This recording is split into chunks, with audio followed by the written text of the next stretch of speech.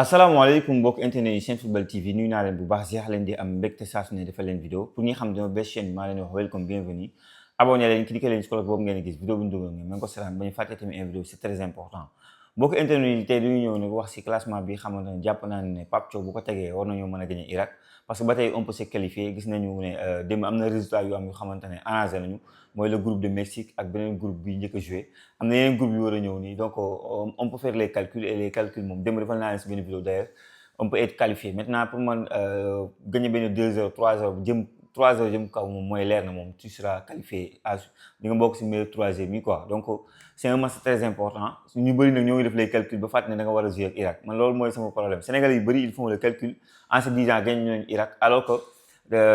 suñu 4 derniers matchs franchement war nañu fi produit ñu fi jeu bu xamante ne dal na xel que ça soit les 2 matchs de préparation à savoir le match contre États-Unis t'as encaissé 3 buts à savoir l'Arabie Saoudite bi xam gars yi ñu koy bëgg a rey t'as fait match nul battu par la France 3 battu par la Norvège 3 donc ça veut dire que cette défense a encaissé 9 buts loo xamante ne pendant la CAN t'as pas encaissé ça donc t'as encaissé 9 buts ça veut dire que t'as un problème de défense du coup pour le match contre Irak faudra être décisif, faudra être correct,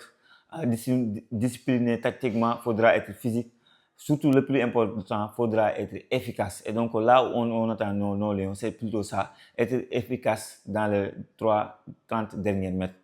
Donc gars yi man moom dama leen andi benn classement boo xamante ne bi passe dafa naa le classement rêvé par les Sénégalais mais li ma jàpp ne Pape Thiaw moom lay def laay andi après je vais m'expliquer par rapport ak li ma jàpp ne Pape Thiaw moom lay def. Au niveau des gardiens de but gis naa ne Pape Thiaw il privilégie donc kii di Mory Diaw alors que man à sa place j'aimais Yvan Diouf pour man Yvan Diouf est plus serein Yvan Diouf moo dàq góolu Yvan Diouf moo gën a dal xel et sur tous les plans peut-être que Mory Diaw moo gën a njool Mory Diaw mën na tàpp ak yooyu mais Mory Diaw de ce qu'il m'a montré en équipe nationale du Sénégal ça m'a pas rassuré que ça soit le match bi ñu joué Pérou Stade de France après bi ñu jëlee sacre bi c'était notre premier match boobu on l'a gagné mais suñu gardien bi defoon na fa ay erreurs. Le dernier match gis ngeen bi passé Edouard Mendy mu blessé moom mu dugg il me rassure pas franchement pour moi c'est pas le numéro 2 de l'équipe nationale du Sénégal Yvan Diouf mooy le numéro 2 maintenant nag Pape Thiaw va sûrement privilégier kii di Mory Diaw au détriment de Yvan Diouf bi xamante ne man ñoom ñaar ñëpp nekk nañ championnat France mais kii xamante ne moom li ma woon moo gën a dal xel c'est plutôt donc kii di donc Yvan Diouf mais coach bi Mory Diaw lay privilégier ñu dem au niveau de la défense. Au niveau de la défense, Niakhaté titulaire à 100%. Maintenant, quelle est là est la interrogation.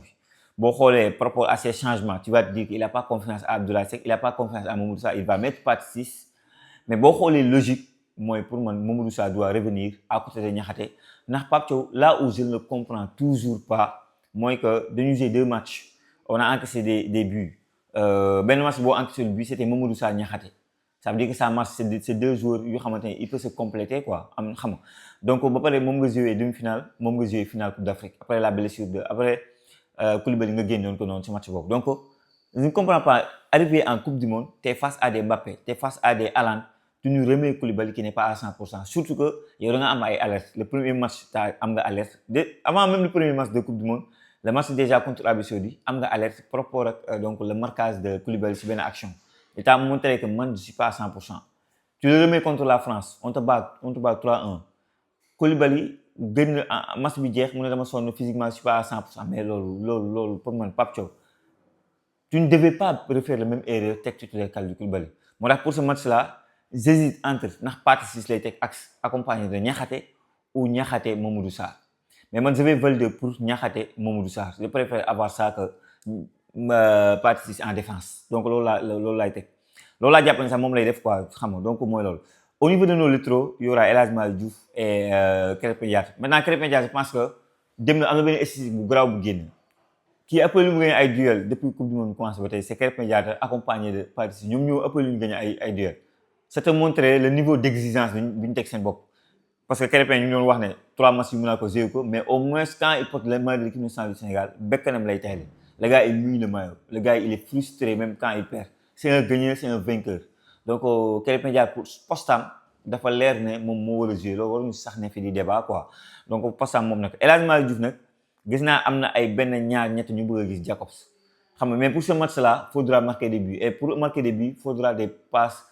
avec précision quelqu'un qui peut apporter offensivement Et le gars qui peut apporter offensivement reste El Hadji Malick Diouf au détriment de Jacobs bi xam gis naa ne ñu bëri bëgg na ñëw Jacobs, mais pour ce match là faudra faire confiance donc à El Hadji Malick Diouf. El Hadji Malick Diouf il a même progressé défensivement ci lu bari lu xamante ne avant il était pas comme ça, maintenant il a beaucoup progressé. Du coup je fais confiance donc à qui dit El Hadji Malick Diouf. Donc on aura un milieu de terrain bu xamante ne deux milieux de terrain maa ngi hésité Pathé Ciss Pape Matar wala Pathé Ciss Habib Diallo wala Pathé Ciss Bara Sapoko Ndiaye yéen wax leen ma si commentaire yi si parmi les deux milieux de terrain yi xam ne dañuy fixé ñaari ban double moo leen si neex Pathé Ciss Pape Matar Pathé Ciss Pape Matar Pathé Ciss Bara Sapoko Ndiaye wax leen ma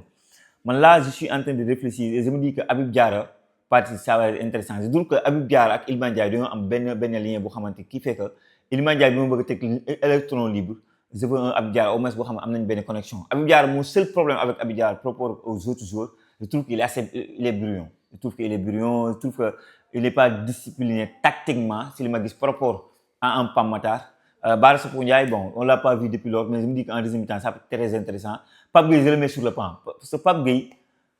amul andaalewul fraîcheur bi Sénégalais yaakaar ne andaale na ko Coupe du Monde. Pape Gueye premier match bi tak da doon wax ay température la doon wax. Pape Gueye boo xoolee c'est le moteur de l'équipe. Quand il ne marche pas, rien ne marche. Xam nga donc finale Coupe d'Afrique, c'est pas Pape Gueye qui a mis ce but-là. Demi-finale, il a fait un très bon match. Le quart de finale, il a fait un très bon match. Pour que le milieu de terrain de l'équipe nationale du Sénégal marche comme il doit marcher, il faut que Pape Gueye nekk à 100%. Loolu day impacter Gana Gueye day impacter benn Lamine Camara maanaam moom vaccin la quoi ni ma ko mën a waxee day faj lu bëri donc moom bu demee ba feebar rek le milieu de terrain da ngay gis ne day déjouer et dañu am benn milieu de terrain boo xam ne c'est transparent et un gars avec un Gana Gueye qui n'est pas à 100%. Donc Gana Gueye je le remets sur le banc, Pape Gueye je le mets sur le banc et pour man dafa remettre un Habib Diarra à côté de Pathé Ciss mais ku ma wax Bara Sapoko Ndiaye dinaa nangu ku ma wax Pape Matar dinaa nangu mais pour Pathé Ciss ak Gana Gueye pour Gana Gueye ak Pape Gueye nañu xaar deuxième mi-temps surtout Pape Gueye je vais le voir en deuxième mi-temps. Maintenant électron libre j'aurai benn joueur qui s'appelle ngeen xam ko bu baax a baax qui d'autre que Iliman Ndiaye comme électron libre du lu ma fan noonu du lu ma bëgg trop parce que par le passé on a essayé ça n'a pas marché pendant la CAN on l'a essayé pour le premier match contre Botswana. Par le passé Aliou Cissé essayé woon na ko c'est pas contre Togo wala Bénin dans un match éliminatoire Coupe d'Afrique wala éliminatoire Coupe du Monde il a essayé ça n'a pas marché match boobu dañu mas ni doon Kouyaté sax lañu tegoon si je me rappelle bien. Maintenant bon électron libre pour nekk le créateur parce que là Pape Thiaw dinaa si ñëwaat bu baax a baax erreur bi mu def bi passé face à des blocs bas t'as besoin de quelqu'un qui est créatif parce que bi nga dugalee Ibrahima Mbaye t'as vu que donc ñu ngi koy waxatee équipe adversaire bi di Norvège dañoo reculer lu bëri taxawaat en bloc parce que xam nañ ne benn Ibrahima Mbaye mën na leen andi danger à tout moment alors moo tax Pape Thiaw j'ai pas compris ce match là mu figé si classement bi benn du def ay choix dugalu Iliman Ndiaye il a fait que des choix défensifs alors que ce match là t'avais besoin de marquer des buts donc Iliman Ndiaye comme électron libre peut être très intéressant il aura un lien avec des joueurs autour de lui donc sur les flèches donc boo xoolee à gauche donc damay jàpp ne moom day teg kii day ñëw Ibrahima Mbaye je veux rien savoir faut mettre Ibrahima Mbaye le gars bu ñu ko tegaatee si banc bi non Pape Thiaw je ne te comprends plus dootuma la nangul ci àddina Ibrahima Mbaye doit jouer dans xale football coupe du monde li ma si métti moo da ngay gis seen coupe du monde bi ngay gis ne ay Afrique du Sud ay xale lañu topp ñi di football Afrique du Sud ñoo ëpp expérience Ibrahima Mbaye est-ce que ñoo ko ëpp dem je vous pose la question ñi di nekk xool ngeen Cap-Vert seen joueur fi ñu nekk xool ngeen Congo seen joueur fi ñu nekk est-ce que ñoo ëpp niveau Ibrahima Mbaye ça va am na loo xamante ne saa waay gëwuma ko quoi est-ce que ñoo ëpp niveau Gana Gueye te ñooñu ñoo ëpp niveau Ibrahima Mbaye te ñooñu ñoo ngi joué seen i sélection ay Afrique du Sud joueurs yi fii Ibrahima Mbaye nekk xalaatuñu fa sax nekk ba di bay toog si banc bu ñu demoon si pare duñ sax bokk si groupe bi réserve la leen di sànni te pourtant ñoo ngi joué di leeral di nekk ay équipe yu mag di leeral non donc Ibrahima Mbaye pour moi titularisation du sax débat quoi. Maintenant, au poste de d'ailier gauche, d'ailier droite, Ibrahima Mbaye, d'ailier gauche, sûrement il va nous remettre Sadio Mané. Alors que ce match-là, Assane Diao l'a bëgg gis. Sûrement il va nous remettre Sadio Mané, mais Jack qui m'a osé, nous koy waxatee Assane Diao, mais il va remettre sûrement Sadio Mané quoi. Alors que moi, je ne mets pas Sadio Mané, mais Sadio Mané lay teg. Au niveau de l'attaque, Ismaïla Sarr comme pointe. Ismaïla Sarr nous montre que bu nekkee avant-centre il est plus à l'aise loolu la wane en club te gis nañu ko def na la différence le match contre Pérou sax bii boobu mu dugal c'est parce que dafa attaquant positionnement attaquant la nekk donc il faut le remettre sur en axe parce que Jackson def na pas décisif mais là Jackson man je suis déçu déception attente bi mu amoon il a fait un très bon match contre la France mais j'ai des attentes énormes je suis exigeant envers lui de par qualité yi mu am mais malheureusement Jackson il n'est pas décisif et tournoi bi moo ngi dem 2 matchs jàll na déjà Jackson n'est pas décisif donc je mets un Ismaïla Sarr en pointe donc lii laa jàpp ne Pape Thiaw moom lay teg donc ma waxaat ne ma récupéré ma ne leen gardien bi Mory Diaw lay teg défense Mamadou Sarr Niakhaté El Hadji Malick Diouf Krépin Diatta milieu de terrain Pathé Ciss donc accompagné de Habib Diarra électron libre kii di Iliman Ndiaye donc sur les côtés on aura donc kii di Sadio Mané à gauche à droite Ibrahima Mbaye avant centre Ismaïla Sarr léegi nag ñu ñëw si équipe bu Pape Thiaw comment il doit jouer ce match-là comment il doit aborder ce match-là parce que Pape Thiaw par le passé li nekkoon force am la perte léegi la force de Pape Thiaw avant c'était ses changements c'était le gars bi xamante ne dafa mën a lire un match faire des changements opportuns à un moment donné mais c'est pas dafa xool liy neex ak cadre yi ba lii yëpp am liy neex Koulibaly liy neex Gana Gueye liy neex Sadio Mané maanaam Sadio Mané mere la Gana Gueye mere la Koulibaly mere la peuple bañ la mere moo gën mais là ñooñu mën nañ la beneen mere de parce que tu jox nga leen temps de jeu bu ñu doon xaar mais peuple moo la mere man dëkk la ma bu ma naree mere benn ñetti nit mere ma ñetti nit nañ ma mere même si mën nañoo nekk ay pataas yu nëpp si sama biir groupe donc parce que c'est des cadres mais quand ça ne fonctionne pas ça ne fonctionne pas tu les mets sur le banc parce que instant yi nii ñu ngi fi Sénégalais yi yëpp leen yërëm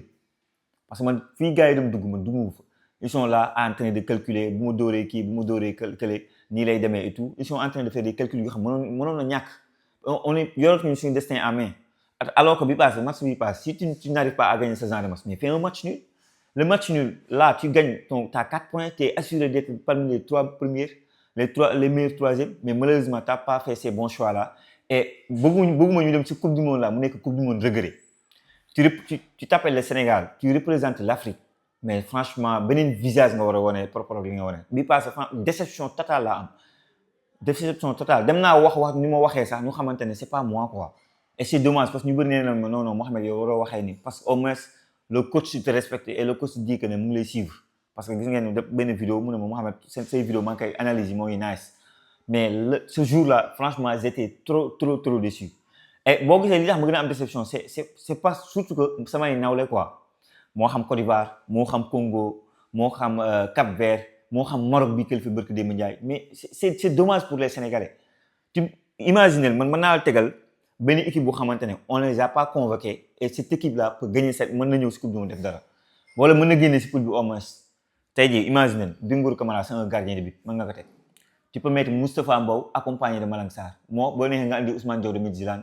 boo neexee nga andi Sano y a énormément de défenseurs yoo xam mën nga leen andi au poste de latéral gauche mën nga teg Moussa Ndiaye Adama Boiro au poste de latéral droit mën nga teg Ilaay Camara mën nga teg Noah Fadiga mën nga teg ay joueurs yu bëri milieu terrain mën nga teg Andy Diouf John Lopy Maguette Gueye Pape Demba Diop Mamadou Lamine Camara au niveau de l'attaque tu peux te mettre Mamadou Diakhone tu peux mettre Cheikh Sabali tu peux mettre Abdou Diallo Boulaye Dia keneen imagine xool joueurs yi nga am nii ñii ñëwuñu nga te ñii ma leen limal nii mën nañoo génn si poule France bi laa la wax t'as des joueurs yu xamante ne la plupart ils n'ont pas de temps de jeu loolu erreur monumentale de Pape Thiaw tu peux pas faire benn liste par des joueurs yu xamante ne ils sont moyens physiquement te lii yëpp waxoon nañ ko quoi lii yëpp on t'avait prévenu on a fait énormément de vidéos sur Andy Diouf xam nga ne la Andy Diouf mënoon na ñëw et tu vois ton milieu avec un Andy Diouf qui se projette mais c'est autre chose surtout que t'as qu'un seul gaucher Andy Diouf est gaucher donc yow benn Andy Diouf nga amoon ko sa banc même